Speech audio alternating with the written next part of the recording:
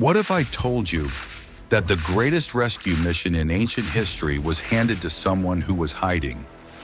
Not a warrior, not a king, not even a soldier. A farmer, hiding in a hole, afraid of his own shadow. And yet, God looked at that frightened, small, forgotten man and said 4 words that changed everything. This is the story of Gideon. And if you've ever felt too small, too weak, or too ordinary for anything significant, this story was written for you. To understand this story, we need to go back roughly 3,000 years to a region called Canaan in the ancient Near East. The land was rich and fertile, perfect for farming, but the people living there, they were not okay. For 7 long years, a coalition of raiders called the Midianites had been descending on the land every single harvest season, like locusts. And I mean that literally. The Bible says they came in numbers so vast it was impossible to count them. Soldiers, camels, tents, stretching as far as the eye could see. The Bible says, Midian so impoverished the Israelites that they cried out to the Lord for help.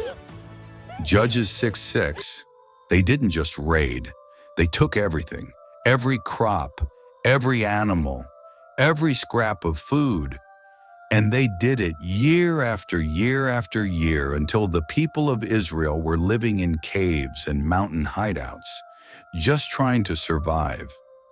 Into this world, we meet our main character. His name is Gideon, and the first time we see him, he is doing something that tells you everything about the world he lives in. He's threshing wheat, separating the grain from the chaff. That's a normal farming job. But here's the thing. You're supposed to do that on a hilltop in the open air, so the wind can blow the chaff away. Gideon isn't on a hilltop. He's underground, in a wine press, a pit, hiding, because if the Midianites see him, they'll take his wheat again. So he's down in a hole doing his best, just trying to keep his family fed without being seen. This is not a heroic entrance. This is a man who has been ground down so many times. The most he dares to hope for is not to be noticed today. Gideon is from the tribe of Manasseh, and within that tribe, he's from the weakest clan.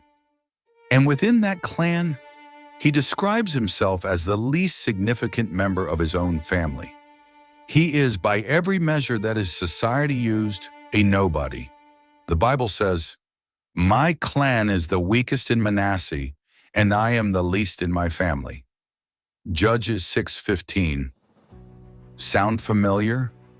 Ever felt like you were the last person anyone would pick for something important? That's Gideon.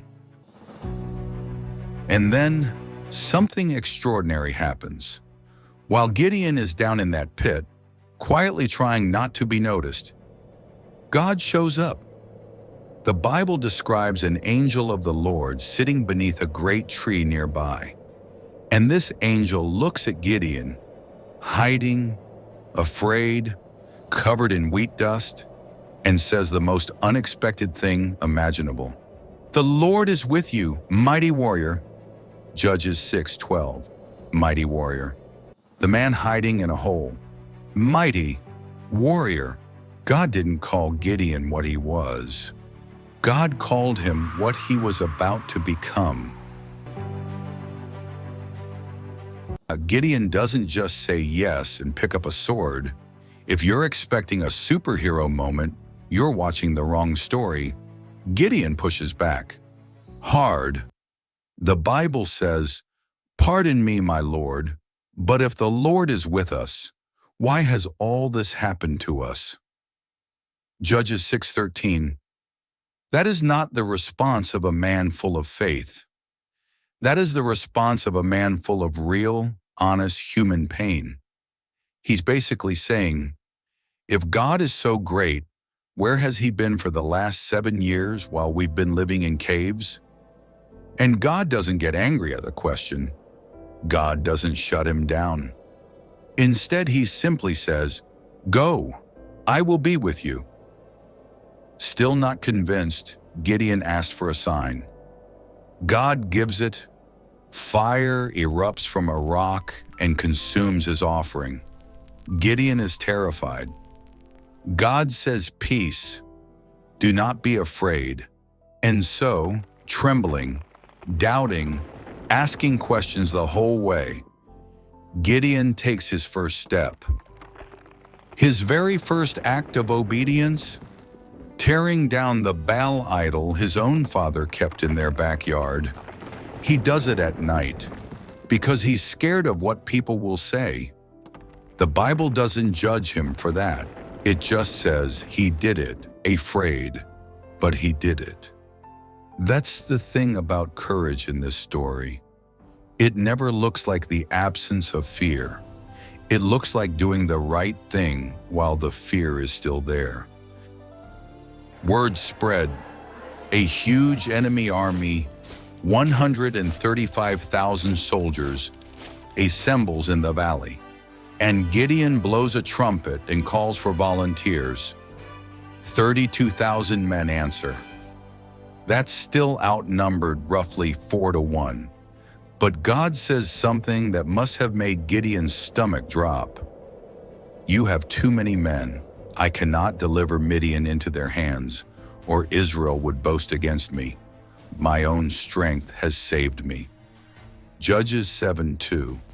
Too many men. God wants to make absolutely sure that when this is over, nobody can look at the outcome and say, "Well, we worked hard and we pulled it off." He wants it to be undeniably, unmistakably clear. This was not human power. This was something else. So the army starts shrinking. First, God sends home everyone who's afraid. 22,000 men leave. Just like that, more than 2/3 of the army gone. 10,000 remain. Then God says, "Still too many." He uses a simple test, watching how the men drink water from a stream, and whittles the army down further. When it's done, Gideon has 300 men. 300 against 135,000. That is not a battle. That is a massacre in the wrong direction. By any military calculation, this is over before it starts. But before the battle begins, God does one more thing for Gideon. He knows his man. He knows Gideon needs one more push. God tells Gideon, "If you're still afraid, go down to the edge of the enemy camp tonight and just listen."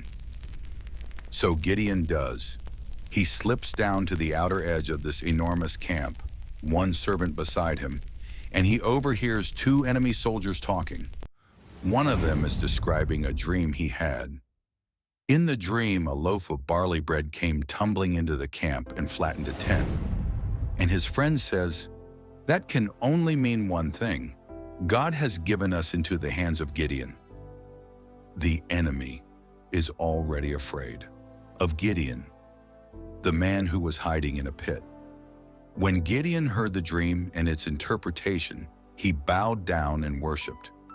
Judges 7:15, right there, in the dark, at the edge of enemy territory, before a single battle has been fought. Gideon worships, because he finally believes it. He finally believes that God is actually going to do what God said he would do.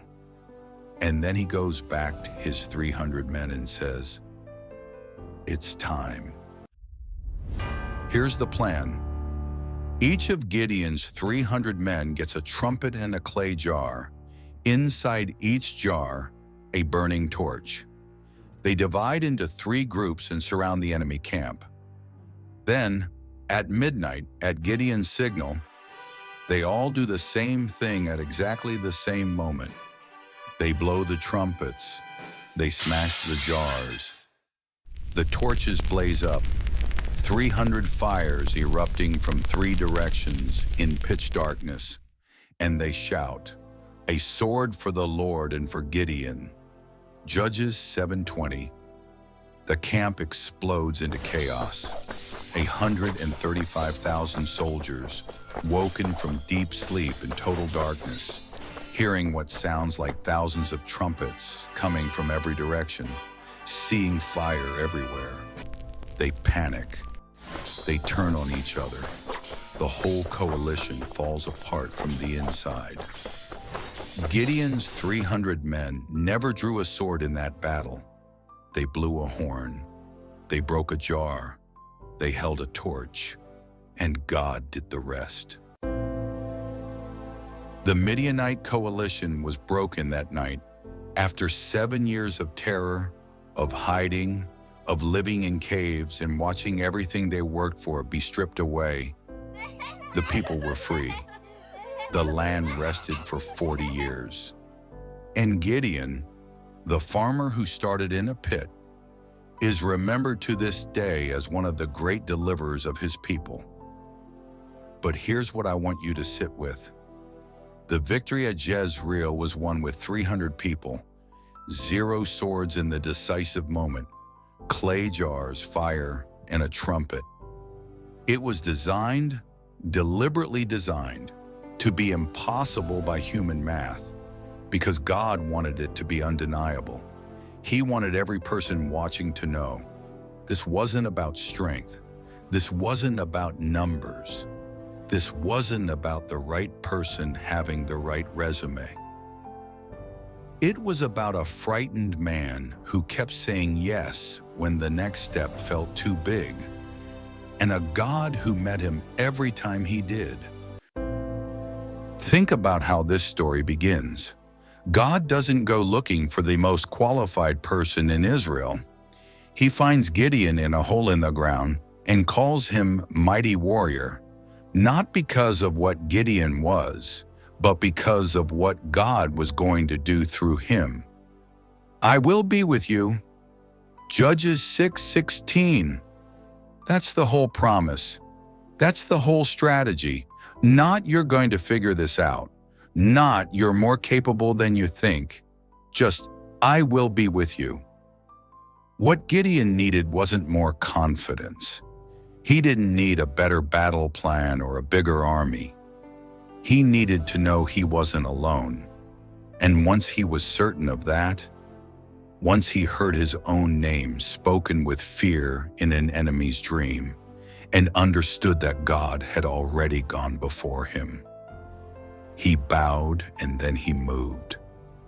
Maybe you're watching this right now, feeling like Gideon in that wine press, doing what you can, trying to get through the day, quietly wondering if you're too small, too broken, too late, too ordinary for anything that matters.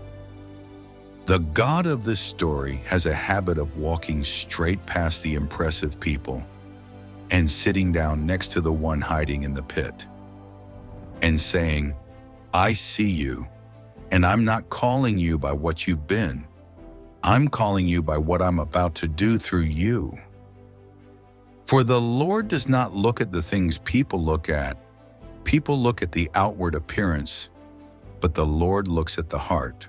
1 Samuel 16:7. The question this story leaves us with is not, are you qualified enough? The question is, are you willing to take the next step, even afraid, even unsure, even with a jar and a torch instead of a sword? Because sometimes the most powerful thing in the room isn't the biggest army. Sometimes it's a broken jar, letting the light out. Thank you for watching. If this story moved you, share it with someone who needs to hear it. And if you're exploring the Bible for the first time, welcome. It is full of stories just like this one, messy, honest, and full of more hope than you'd expect.